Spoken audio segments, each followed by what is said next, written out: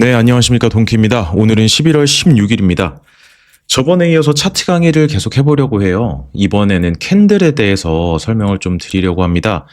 네, 캔들도 굉장히 중요하죠. 제가 또 참고하는 캔들들이 많은데 캔들 중에서는 제가 꼭 참고하는 캔들들은 이렇게 네 가지가 있습니다. 첫 번째는 도지, 두 번째는 잠자리형 도지, 그 다음에 망치, 역망치, 그 다음에 상승, 하락, 장악형, 이렇게 네 가지 정도를 제가 꼭 참고하는 편인데요.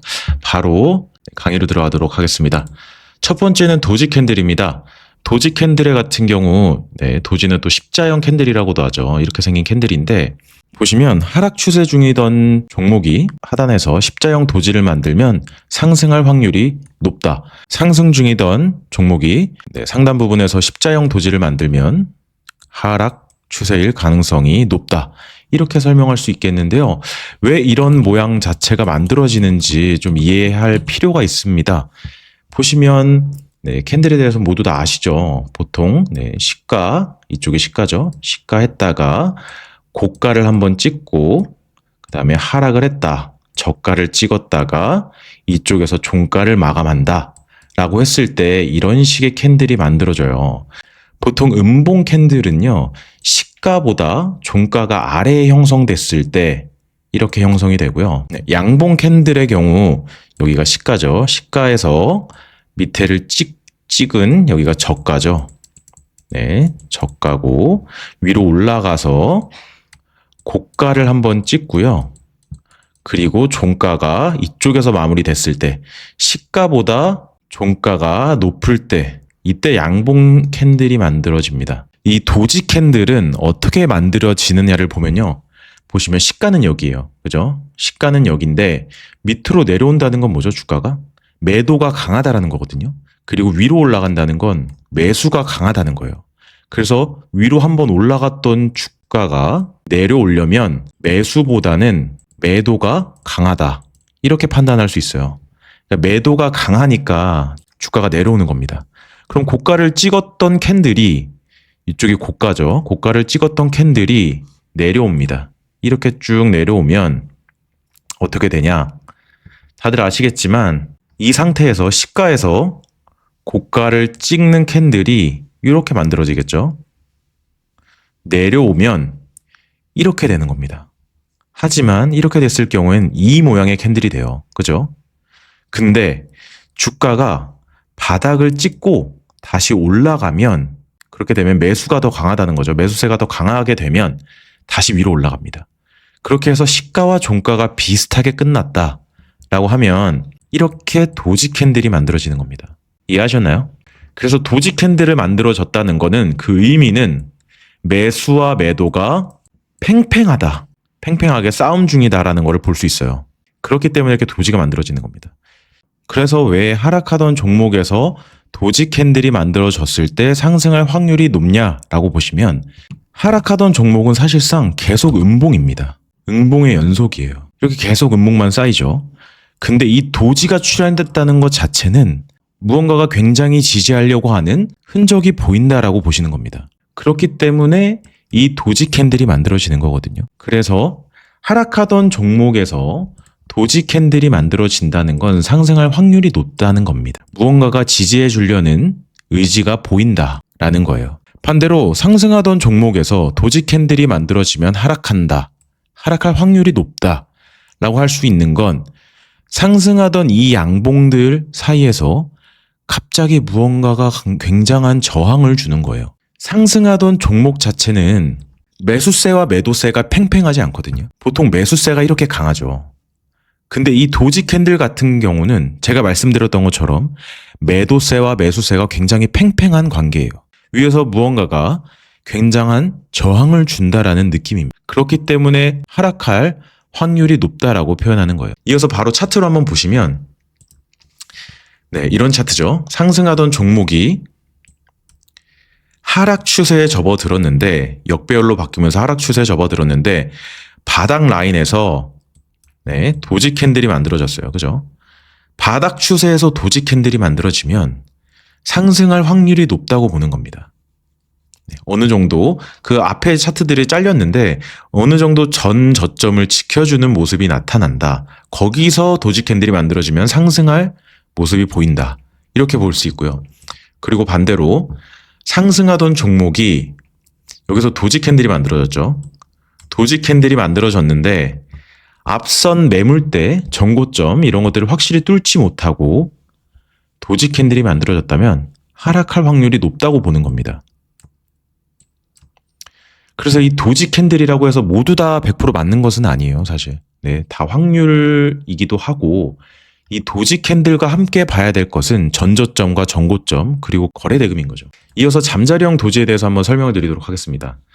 잠자리형 도지는 이렇게 생긴 캔들인데요. 잠자리형 도지의 반대말은 그레이브스톤이라는 게 있습니다. 그레이브스톤을 또 간단하게 보여드리면 이렇게 생긴 거예요. 이런 게 그레이브스톤이거든요. 이렇게 생긴 게 그레이브스톤 캔들이고 제가 그레이브스톤 캔들은 잘 참고하지 않기 때문에 제가 잠자리형 도지만 넣어놨는데요. 그 개념만 알고 가시면 좋을 것 같아요.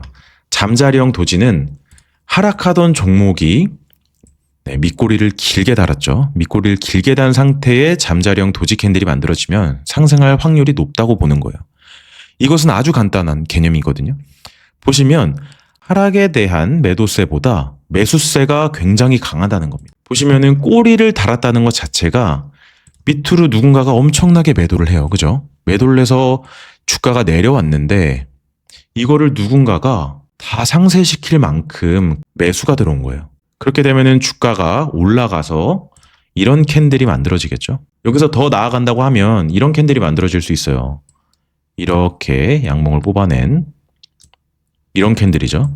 이런 캔들이 나오면 더 좋아요. 하지만 한 번에 다 뚫어올리지 못한다면 이 정도까지는 그림을 만들어 볼 수 있겠다라고 생각하는 겁니다. 실전 차트를 한번 보시면 하락하던 종목이 밑에서 잠자리형 도지가 만들어졌어요. 보시면 이쪽이죠. 이쪽에서 매도세가 강하게 나왔지만 그거를 다 잡아먹을 만큼 큰 매수세가 들어왔다라고 보는 겁니다. 그랬을 때 이런 캔들이 만들어지면 상승할 확률이 굉장히 높다. 이렇게 보시면 됩니다. 그 다음은 망치와 영망치 캔들입니다. 망치형 캔들은 이런 모양이고요. 그 다음에 영망치는 이런 캔들이에요. 사실 제가 색깔 자체는 이렇게 음봉 캔들로 만들어 놓긴 했는데 사실 몸통의 색은 중요하지 않아요. 이게 빨간색이든 파란색이든 그건 중요하지 않습니다. 중요한 것은 꼬리가 몸통의 2배 이상이라는 거예요.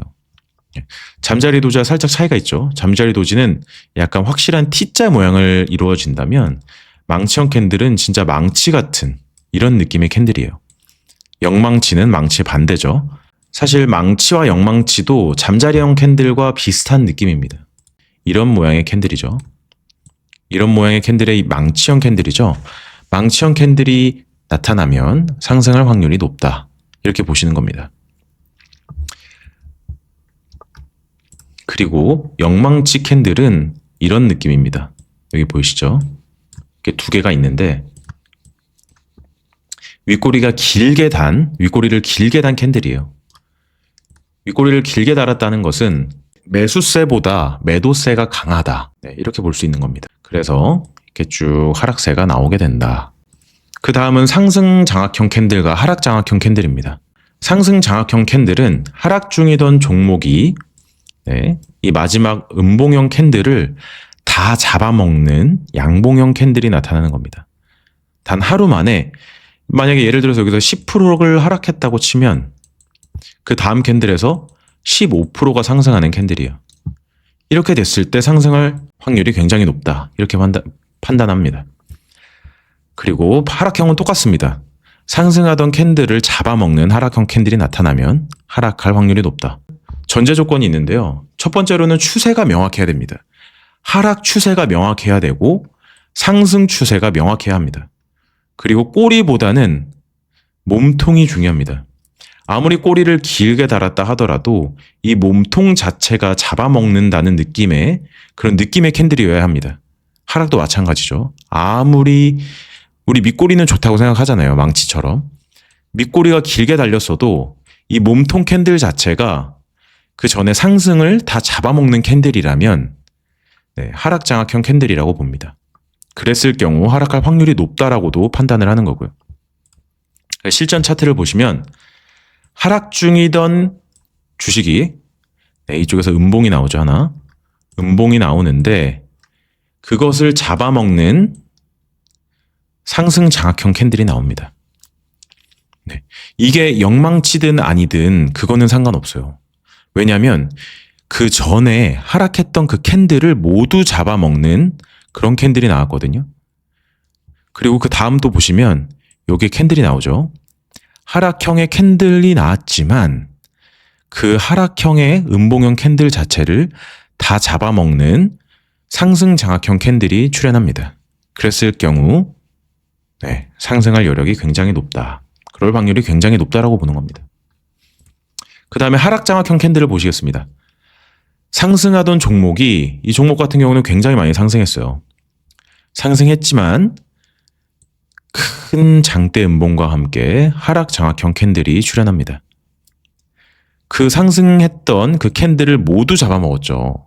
이랬을 경우 하락할 확률이 굉장히 높다라고 판단하는 겁니다. 네, 그래서 캔들에 대해서 알아보았는데요. 캔들 자체만으로 매수와 매도를 하기에는 살짝 어려운 감은 있어요. 그래서 저 또한 캔들만 보고서는 매매를 하지 않습니다. 네, 저는 말씀드렸지만 이 5가지를 모두 다 생각하고 매매를 하는데요. 그래서 제가 지금 추세, 지지와 저항, 캔들에 대해서 설명을 드렸는데 그 다음 시간에 이동평균선과 거래대금까지 설명을 드리면 아무래도 차트 보는 시각도 달라져 계실 테고 더 정확하게 종목을 보실 수 있지 않을까 생각을 합니다. 네, 이상으로 동키였습니다. 감사합니다.